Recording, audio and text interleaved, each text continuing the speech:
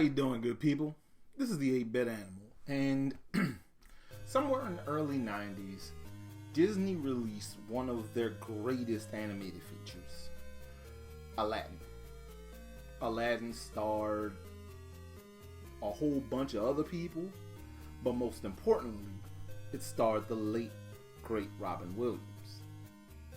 And that film was a phenomenon.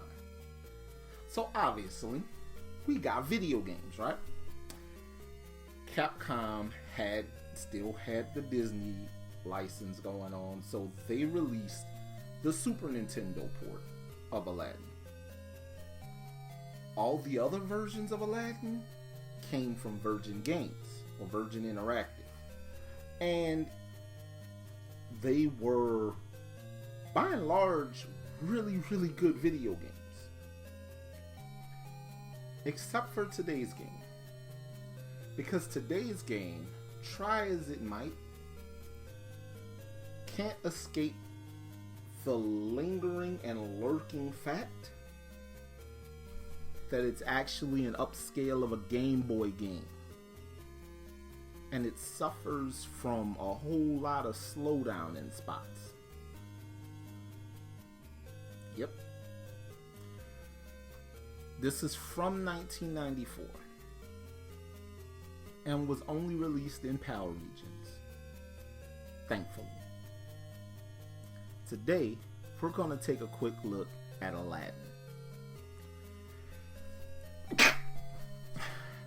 Old folks used to say if you sneeze while you're saying something, you're probably telling the truth. Boy, I ain't telling no lies. This game is boo-boo. Alright, turn off the New Orleans right quick. Now, this game follows a lot of the level layout and story progression of the Genesis game. And so if you played the Genesis game, you know how this stuff is supposed to look. But alas, while it is admirable how colorful some of this looks, it's also really ugly in spots. And Aladdin's idle animation, while it looks really good, is incredibly slow. A lot of what Aladdin does is incredibly slow. His jumping super floaty, throwing apples isn't as slow as using the sword, but still pretty slow.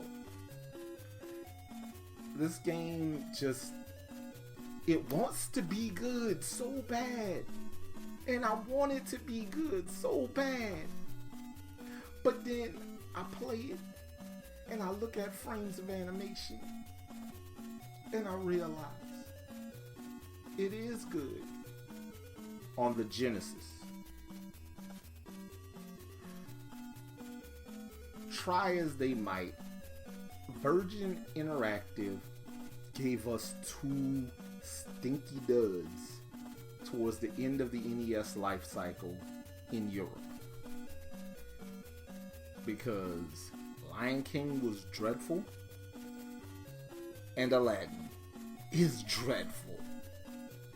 At least some of the music is good in Aladdin.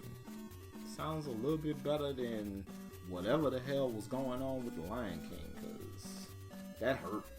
That hurt real bad. But yeah, if you decide you want yourself a copy of this, first of all, God bless you. Secondly, just go get the Genesis version. Thirdly, there's an actual alternative to all this, and I'm going to run it by you after I tell you how ridiculous it is to buy a copy of this. It's not insanely and obscenely priced, but loose carts for this go about $40. And it ain't a lot of them out in the wild, thankfully. So, yeah, you ain't gotta do this to yourself. You know why you don't have to do this to yourself? Because on modern consoles, there is a Disney Classics gaming collection that has all the good ports of The Lion King, all the good versions of Aladdin, and all the good versions of The Jungle Book. So you ain't gotta do this. You ain't gotta no. Actively avoid this. This will make your breath stink. It'll give you gout. It might give you explosive diarrhea. This game is bad, bruh. It's buku bad. And it's got a seal of quality on it. This was dangerously close to E.T. levels of bad. And yeah, dangerously close. This should have been in that landfill in New Mexico too. But this didn't come out in America, so we dodged the bullet, baby. But yeah, this has been the 8-Bit Animal.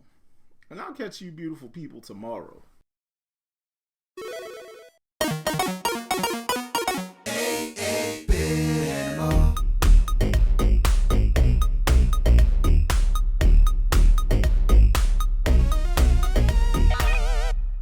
Tomorrow.